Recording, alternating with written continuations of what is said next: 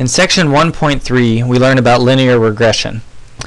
Linear regression is a tool that we can use to find linear equations that in some way model data that we have collected over a period of time. So let's see how this works with an example. Example 1 reads, a company which manufactures and sells widgets is analyzing the price at which they sell the widgets. They collect data over 8 weeks, recording the price at which they sold the widgets during each week, as well as the number of widgets they sold. The results are summarized in the table below.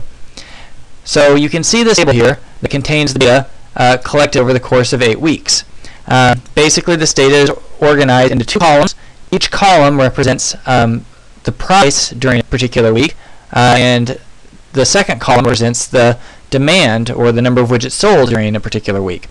Each row specifies 1 week. So for instance, with this row, this tells me that there was some week where the price per widget was 30.25, and during that week 2,383 widgets were sold. We can represent the data in this table graphically in a scatter plot by representing each week as a point. We do so by representing the price during that week as the x-coordinate and the demand as the y-coordinate. So if you look at this chart over to the right, you see the scatter plot. Each of these dots represents 1 week's worth of data. You can notice a couple of things here. First off, notice that as the price increases, the demand seems to decrease. Now, it's not a perfect relation. You can see that the data jumps around a little bit. It's not constantly decreasing, but as a general trend, it does tend to decrease overall. The reason why the relationship is not perfect is because there are likely many factors that affect the demand in a given week outside of just the price. Even though the price is probably a very strong indicator as to what the demand will be, it's not the only thing that affects the demand.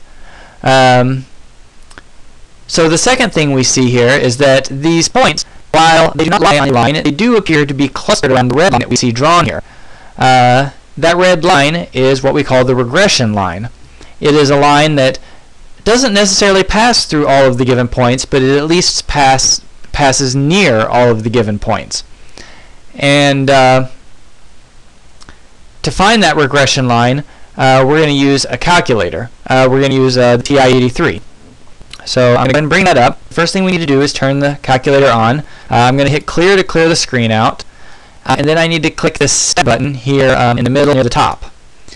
And that brings up the stat menu. You can see here that I have 3 tabs: Edit, Calc, and Tests. I can scroll through them by hitting left and right. I want the Edit tab, and I can scroll up and down to choose options here, but I want the first one. I'm going to choose Edit, Edit. So then I click Enter, and that brings up the list editor. You can see that you have 3 lists, L1, L2, and L3.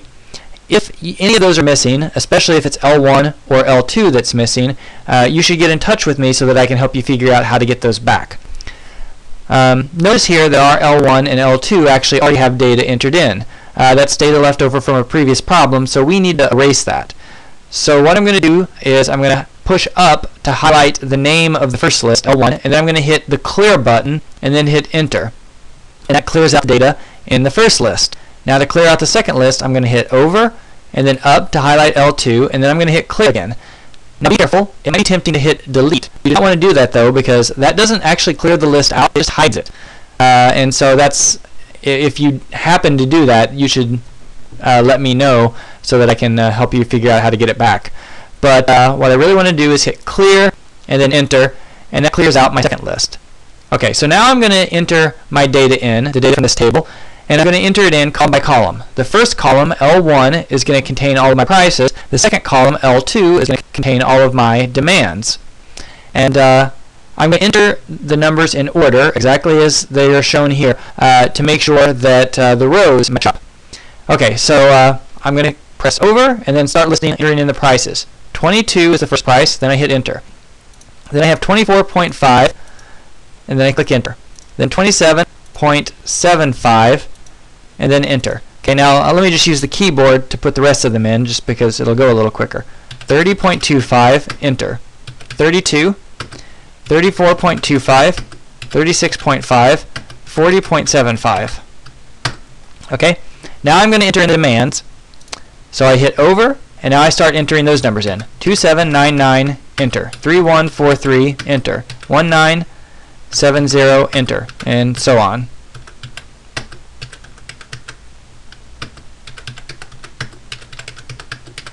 Okay, so now that I have all the numbers entered in, I should scroll through and take a look at it and make sure that I've put them all in correctly, and that I haven't made any typos, and also that the things line up properly. For instance, the very first entry should be 22, and the very first row should be 22 and 2799, just like it is in my table. Well, at a glance, it looks like everything here is correct. So now what I'm going to do is hit second, quit. Then I'm going to hit stat again to go back to the stat menu, and then I want the calc tab in this case. So I'm going to click over for calc, and then I want the fourth option, linear regression AX plus B. So I scroll down to highlight that, and then click enter. And that brings up this command, linear regression AX plus B. Now I need to tell it what lists my data is in. Now, if I don't hit anything, if I just click enter here, it will actually assume that we want list 1 and list 2, which actually is what we want. So since I put the data in list 1 and list 2, I could just hit enter and that would give me the results. But just to be safe, let me actually tell it that we want list 1 and list 2. So I'm going to hit second and then 1, and that's going to put in list 1, and then comma, second 2, and that tells it my y values are in list 2. Then I click enter, and this gives me my result. My regression line has the form y equals ax plus b. The a here would be the slope, and b would be the y-intercept. And then it tells me the values of a and b. Now, when you actually give me a regression line as an answer, I don't want you just to write down what you see on the screen here. I want you to actually give me the equation of a line. And in fact, if I read the problem here, it says find the equation of the least squares regression line, round to 2 decimal places. So our final answer for part A should look something like this. Y equals minus 73.48x plus 4472.54. I rounded to 2 decimal places there. Okay, so that's the answer to part A. Now in part B, it says use the regression line from part A to predict the number of widgets that would be sold during a week in which the price per widget was $28. Round your answer to the nearest widget. Okay, so we want to know how many widgets are sold when the price is 28. Remember, price corresponds to the x value here, so basically I want to take the equation for my regression line and plug 28 in for x. So if I do that, I'll just plug it into the calculator here. I'm going to have negative 73.48 times 28 plus 4472.54. Then I hit enter, and that gives me 2,415 widgets and then 0.1, but we were supposed to round to the nearest widget.